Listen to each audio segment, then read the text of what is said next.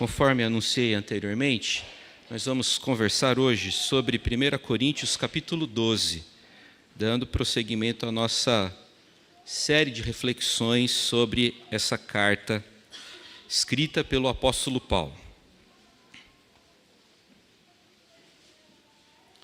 Primeira epístola de Paulo endereçada aos Coríntios.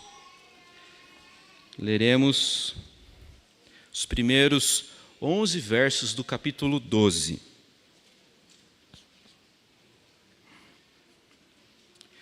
Primeira Coríntios, capítulo 12.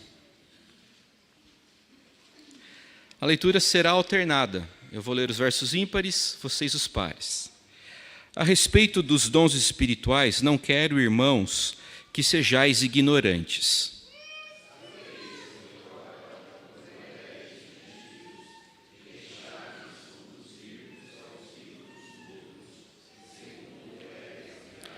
Por isso vos faço compreender que ninguém que fala pelo Espírito de Deus afirma anátema Jesus.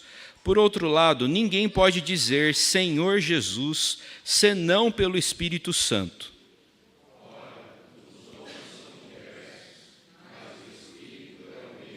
E também há diversidade nos serviços, mas o Senhor é o mesmo.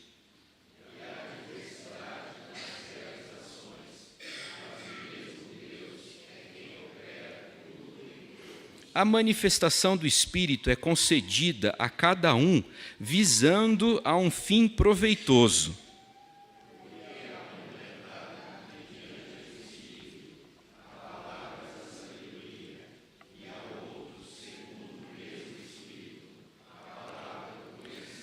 A outro no mesmo Espírito a fé, e a outro no mesmo Espírito dons de curar.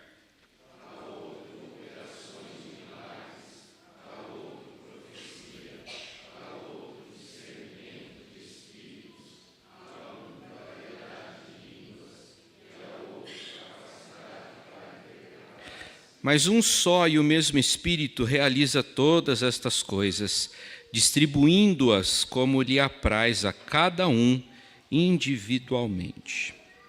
Senhor, a Tua palavra foi lida, ela é lâmpada para os nossos pés, luz para os nossos caminhos, e nós rogamos, ó Deus bendito e santo, que o Senhor nos abençoe nessa manhã, a fim de que possamos compreender mais essa porção da Tua palavra.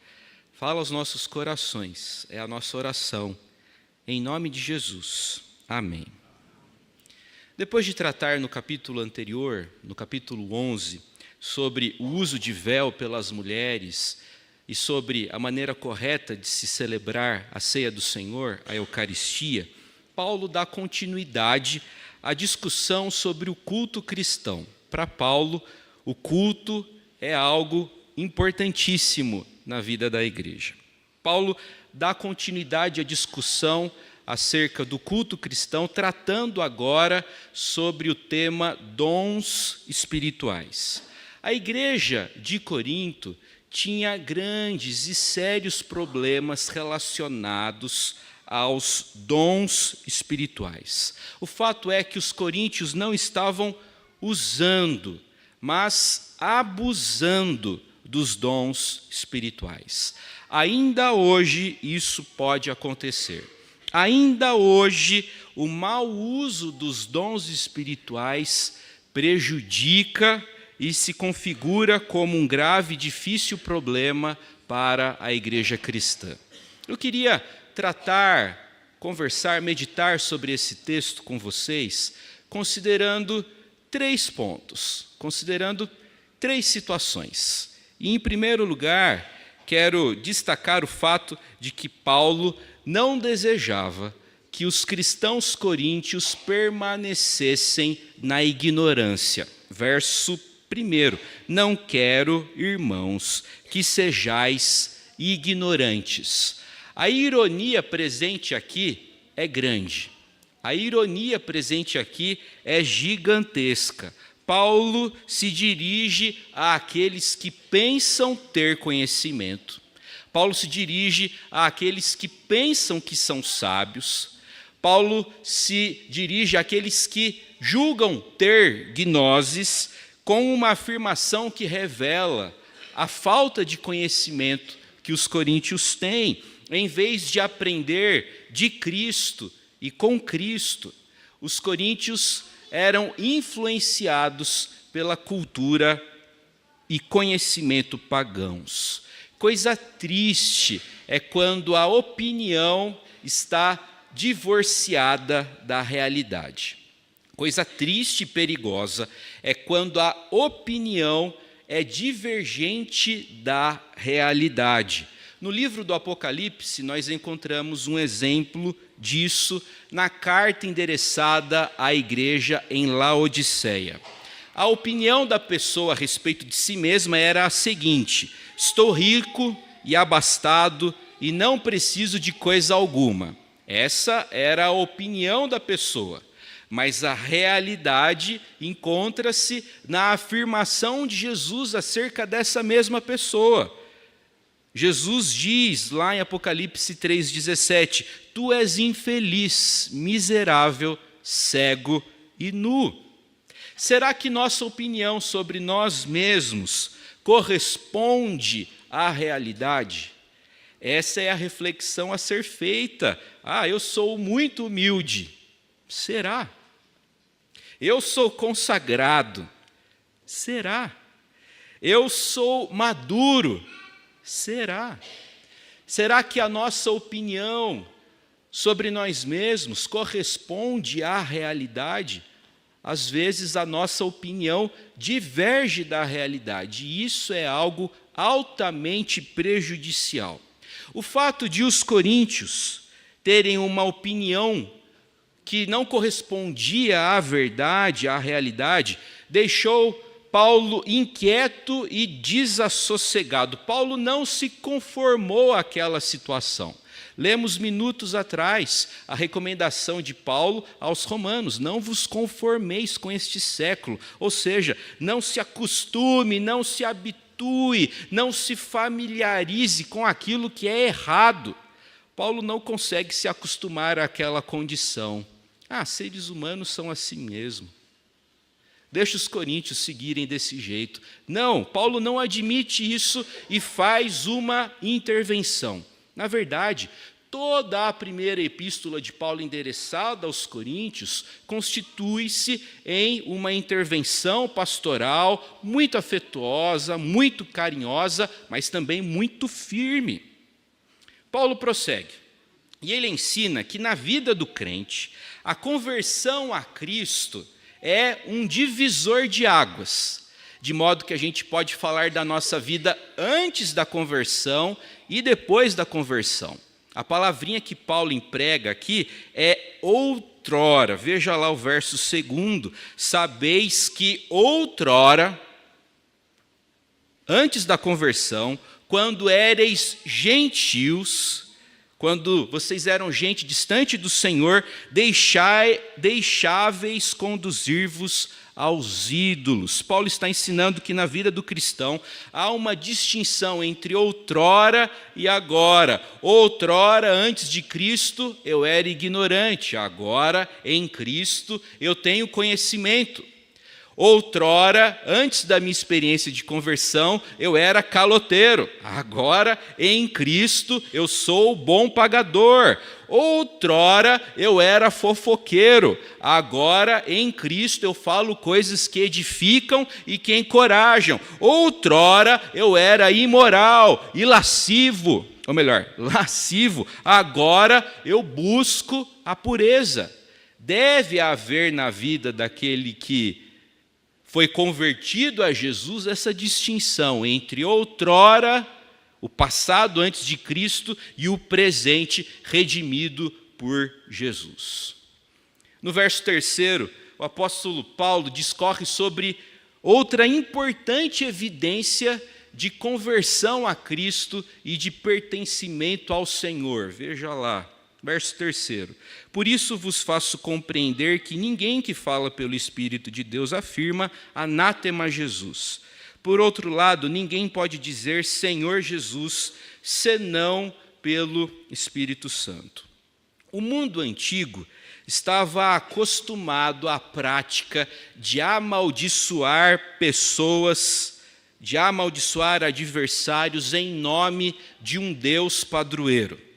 Considerando o fato de que os coríntios repetidamente tentaram encontrar espaço dentro da igreja para suas próprias práticas pagãs, é bastante provável que também tenham procurado dar continuidade à prática pagã de amaldiçoar pessoas. Só que eles fizeram um ajuste. Em vez de amaldiçoarem pessoas em nome de Afrodite, em nome de Poseidon, em nome de Zeus, eles amaldiçoavam outros em nome de Jesus. Jesus não é o objeto da maldição, mas o poder invocado para aplicar a maldição. Algo do tipo, Jesus te amaldiçoe. É estranho ouvir isso, não é mesmo?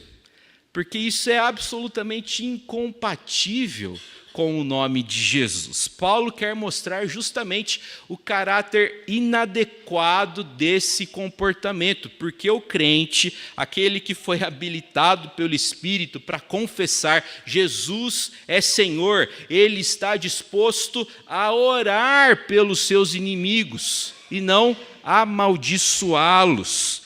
Chamar Jesus de Senhor implica em aceitar o sofrimento, não o causar. Segunda situação, segunda lição que a gente aprende com esse texto, vou chamar de unidade na diversidade. A palavra grega carismata, traduzida por dons espirituais, vem do grego charis, que significa graça. Eu adoro a palavra graça. Eu gosto de falar e gosto de escutar. A palavra graça recorda-nos do fato, da realidade, de que o reino de Deus não é formado por merecedores. O reino de Deus não é formado por pessoas que têm crédito. O reino de Deus não é formado por gente que merece, mas por atingidos e modificados pela graça. A relação com Deus só é sadia quando baseada nesse senso de imerecimento. A relação com Deus é sadia quando construída a partir dessa percepção de imerecimento. Caso contrário, a religiosidade se tornará doentia, se tornará patológica. Enfim, os dons espirituais são manifestações visíveis da graça de Deus. Em primeiro lugar, o apóstolo Paulo ensina-nos, no verso 4, que existe uma variedade de dons. Aqui nesse texto, ele elencou 9. Existem outros, como vimos na leitura de Romanos capítulo 12. Verso 4, ora, os dons são diversos, mas o Espírito é o mesmo. Há o mesmo Espírito, entretanto os dons são diversos. Ou seja, Deus capacita os crentes com diferentes dons. Todo crente tem pelo menos um dom. E ele deve exercê-lo com responsabilidade para a glória de Deus, para a edificação dos irmãos e nunca para a autopromoção. Os dons são diversos. Os dons que eu tenho, talvez você não tenha. Mas os dons que você tem, talvez eu não tenha. Os dons são diversos. Paulo prossegue e ensina, em segundo lugar, no 5º verso, o seguinte: há diversidade nos serviços, mas o Senhor é o mesmo. Eu peço para que você preste atenção na ocorrência do termo mesmo. Paulo emprega várias vezes essa ideia aqui. Há diversidade nos serviços, há diversidade na maneira como nós servimos a Deus. Eu sirvo vocês de uma maneira e vocês me servem e servem à igreja e servem a Deus de diferentes maneiras. Já imaginou se todo mundo fizesse a mesma coisa na igreja? Sempre iria faltar algo e sempre haveria dificuldades, porque todo mundo querendo fazer a mesma coisa não vai dar certo, vai dar ruim, não é mesmo? Em terceiro lugar, há diversidade nas realizações. Repare no verso 6. Há diversidade nas realizações, mas o mesmo Deus é quem opera tudo em todos. Paulo usa uma palavra grega aqui que comunica a ideia de que a energia de Deus opera nos crentes e transborda na vida dos crentes para a comunidade. A ideia é que a pessoa que pertence ao Senhor é cheia do Espírito e isso transborda na vida de outras pessoas. Eu exerço os meus dons com eficácia quando eu estou cheio do Senhor e transbordo. É essa a ideia do texto. Mas o Espírito é o mesmo, verso 4, mas o Senhor é o mesmo, verso 5, mas o mesmo Deus é quem opera tudo em todos, verso 6. Conseguiu identificar alguma coisa aqui? Conseguiu identificar o padrão trinitário? A diversidade e a unidade dos dons tem as suas origens, tem as suas raízes no próprio Deus triuno, o Pai, o Filho e o Espírito Santo. A Trindade é, na sua comunhão e na sua diversidade, a origem da própria comunidade cristã e dos dons. Nesse ponto da nossa reflexão, eu queria lembrá-los do que afirma a nossa confissão de fé. A Confissão de Fé de Westminster, no seu capítulo 2, intitulado De Deus e da Santíssima Trindade, na sua seção 3ª, os teólogos de Westminster registraram o seguinte para a nossa edificação: na unidade da divindade há 3 pessoas de uma mesma substância, poder e eternidade. Onde existe apenas uma pessoa, não há caridade, não há amor. Daí a conclusão lógica de um antigo teólogo chamado Ricardo de São Vítor: se Deus é amor, ele não pode existir solitariamente. Há unidade na divindade, mas há diversidade na divindade também. O mesmo expediente aplica-se aos dons que o Trino Deus concede à sua igreja. Há unidade e há diversidade nesses dons. Em terceiro lugar, nós vamos verificar que os dons são concedidos aos crentes visando um fim proveitoso. Deus não deu dons para que as pessoas se promovam. Deus não deu dons para que as pessoas ganhem dinheiro. Deus não deu dons para que as pessoas se sintam superiores a outras. Deus deu dons visando um fim proveitoso. Verso 7, a manifestação do Espírito é concedida a cada um visando um fim, o quê? Proveitoso. Nunca é espetáculo, nunca é show, nunca é para escandalizar outros, é sempre visando um fim proveitoso. Quando não há proveito, talvez não seja a manifestação de dom. Esse é um assunto muito sério. Esse é um assunto muito solene. Paulo está ensinando, se escandaliza, se atrapalha, se não tem proveito, talvez não seja manifestação de um dom que vem de Deus. É por isso que um dos dons elencados aqui é o dom do discernimento de espíritos. Paulo admite que tem gente que pode parecer cristã, mas que na verdade é conduzida por um espírito que não é o Espírito do Senhor. Nos versos 7 a 11, Paulo oferece uma lista de dons que não é exaustiva. Nem todos os dons descritos no Novo Testamento estão elencados aqui, tá? Paulo trata de 9 dons, mas eu quero lembrá-los de que no Novo Testamento nós encontramos 5 listas de dons espirituais. Romanos 12, o texto que a gente leu, 1 Coríntios 12, o texto que a gente leu, 1 Coríntios 12, 28, há uma outra lista de dons ali, também em 1 Coríntios 14, finalmente, em Efésios capítulo 4, versos 11, 12 e 13. Em 1 Coríntios 12, o apóstolo Paulo apresenta 9 dons que podem ser agrupados em 3 grupos diferentes. O primeiro grupo, o grupo dos chamados dons pedagógicos, e estão incluídos aqui os dons de sabedoria e conhecimento. Segundo grupo, o grupo dos dons sobrenaturais, fé, curas e milagres. O terceiro conjunto pode ser denominado de dons comunicativos. Estão incluídos aqui os dons da profecia, o espírito de discernimento, línguas e interpretação de línguas. Veja lá o verso 8º. Porque a um é dada mediante o Espírito a palavra da sabedoria.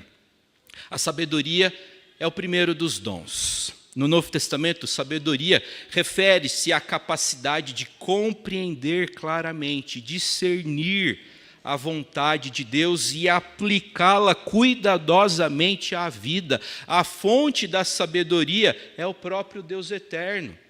E Ele concede sabedoria a todos os que solicitam. É o que a gente aprende em Tiago, capítulo 1, verso 5. Precisa de sabedoria? Peça com fé a Deus, Ele vai te dar. É o que lemos no texto mencionado, Tiago, capítulo 1, verso 5. E Paulo prossegue, além do dom da sabedoria, há também o dom do conhecimento, verso 8º. E há outro, segundo o mesmo Espírito, a palavra do conhecimento. Há uma certa distinção entre conhecimento e sabedoria, porque o termo traduzido por conhecimento comunica a ideia de afinidade, comunica a ideia de relacionamento pessoal entre Deus e a pessoa que foi redimida por Jesus Cristo. A ideia do conhecimento é a ideia do temor, e a Escritura repetidas vezes afirma que o temor do Senhor é o princípio da sabedoria. Prosseguindo, verso 9, há outro no mesmo Espírito, a fé. Dom da fé. Todos os que estão aqui têm fé. Todo crente verdadeiro tem fé. Depositou fé em Jesus Cristo. E a teologia chama essa fé de fé salvadora. Todos os que afirmam Jesus é Senhor e que efetivamente foram convertidos, todos têm essa fé. Mas o texto está tratando de um outro tipo de fé, aquela fé exercitada em oração perseverante, mesmo em meio a circunstâncias difíceis. O dom da fé é a fé que aparece na galeria dos heróis da fé, lá em Hebreus 11. E nós estamos conversando sobre Hebreus 11 já há vários meses. Então, vemos em Hebreus 11, homens e mulheres de Deus que pela fé receberam a certeza de coisas que eles não podiam ver nem provar. Tem gente que tem esse dom. Paulo prossegue, e há outro no mesmo Espírito, dons de curar, verso 9. Nos primeiros anos da igreja cristã, os doentes que procuravam os apóstolos eram curados. Não há o registro nas Escrituras de alguém que procurou um apóstolo, Pedro, Paulo, alegando estar doente e que não tenha sido efetivamente curado. Pedro chegou a curar através da sua sombra. Os diáconos naquele período promoveram curas. Em Atos 6, Atos capítulo 8, nós encontramos o registro de curas que foram realizadas através do ministério de Estevão e de Filipe. Paulo curou um homem aleijado lá em Listra, de acordo com Atos capítulo 14. Curiosamente, ele que foi instrumento de Deus para curar outras pessoas, não alcançou cura para si, porque o espinho da carne não lhe foi removido. Curas físicas eram raras no período do Antigo Testamento. Nós encontramos poucas curas nesse período. Houve uma genuína explosão de curas no período do ministério público de Nosso Senhor e no período da igreja primitiva. E isto por causa da necessidade especial de dar crédito ao Messias e autenticar os primeiros milagres do Evangelho. Verso 10. Além do dom de cura, há o dom de operações de milagres. Esse é o terceiro dom na sequência dos dons sobrenaturais. E milagre é uma coisa sobrenatural, é uma coisa que foge da norma. Em todo registro bíblico, os milagres são atos sobrenaturais que ocorrem contrariando as leis da natureza, e Deus usou as pessoas envolvidas no milagre como instrumentos, visto que o agente é sempre Ele. Nesse momento da nossa reflexão, eu queria tratar com vocês um pouquinho daquilo que a teologia denomina de cessacionismo. Eu não gosto muito do termo. Durante muito tempo eu resisti a ele, mas não temos outro termo para comunicar a ideia que o cessacionismo comunica. Quanto aos dons espirituais, os presbiterianos, os reformados são, em sua grande maioria, ou seja, nem todos pensam assim, mas a grande maioria sim. Quanto aos dons espirituais, os reformados são, em sua grande maioria, cessacionistas, isto é, creem que alguns dons cessaram após o período apostólico. Me compreenda muito bem, tá? Preste atenção no que eu vou dizer agora. Vamos pensar no dom de cura. Eu desconheço uma pessoa hoje que tem o dom de cura. Deixa eu explicar. Por dom, eu me refiro a algo que é sempre eficaz. Aquela pessoa que orou, está curada. Você conhece uma pessoa assim? Que Deus disse sim para todas as suas petições por cura? Eu não conheço. Eu já orei por pessoas que foram curadas e já orei por pessoas que morreram depois de 30 minutos. Então, o dom de cura, na nossa perspectiva, ele cessou. Entretanto, Deus pode realizar milagres hoje? Claro que sim. Deus pode realizar feitos extraordinários hoje? Claro que sim. O ponto do cessacionismo é que Deus não faz isso na dependência desses dons que foram distribuídos aos homens. Foi um dom, de certa forma, temporário, mas isso não quer dizer que o Senhor não cure hoje. Deus faz o que quer, quando quer e como quer. Deu para compreender, gente? A gente deve orar por cura, sim. A gente deve impor as mãos, sim. A gente deve observar aqueles textos que nos orientam a chamarmos os presbíteros da igreja, a orarmos pelos enfermos. Devemos fazer isso. Entretanto, a perspectiva comum dos reformados é que esse dom esteve presente especialmente no período do ministério público de Jesus e no período apostólico. Ok? Deu para compreender? Estranhou o conceito de cessacionismo?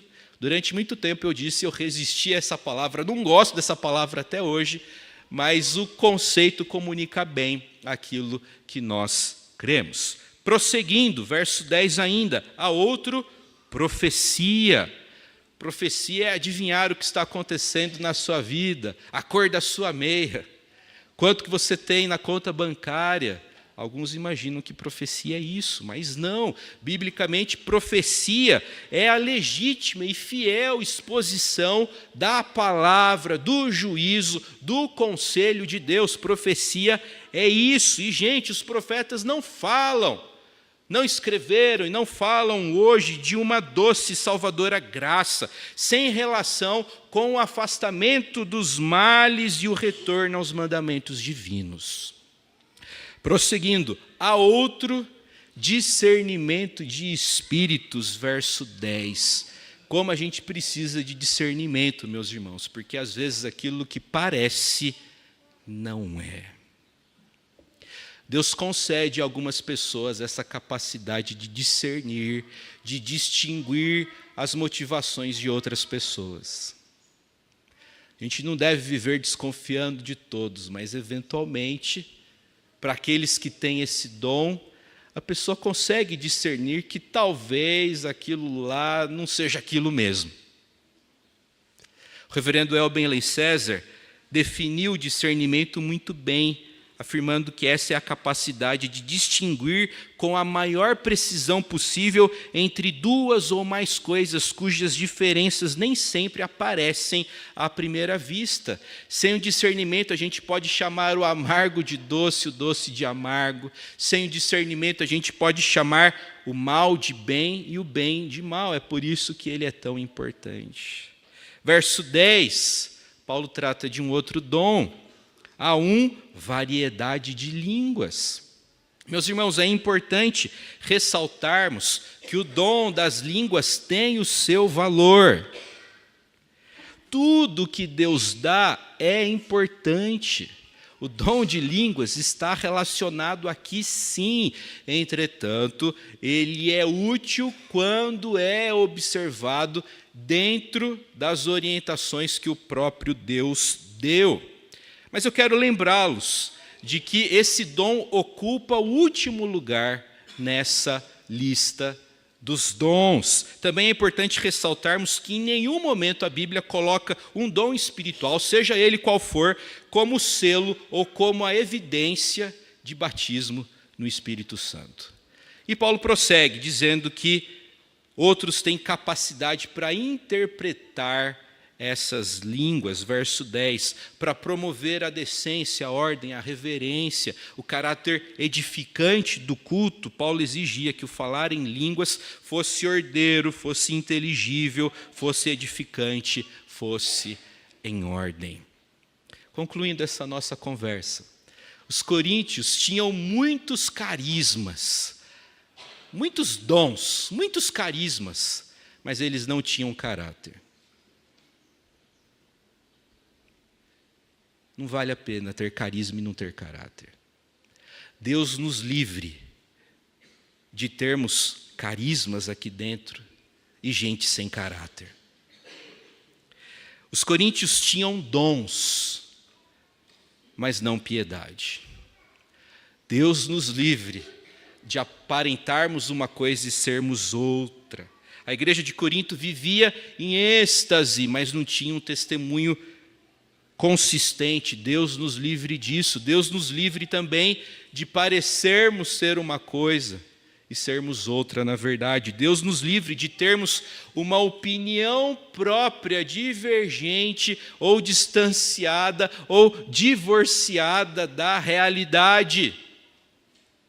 Finalmente, quanto aos dons, devemos compreendê-los e exercê-los com responsabilidade e integridade. Que o bom Deus nos abençoe, abençoe a igreja, equipe a igreja com dons e que os nossos dons promovam a glória do Senhor e a edificação do corpo. Que assim seja, em nome de Jesus.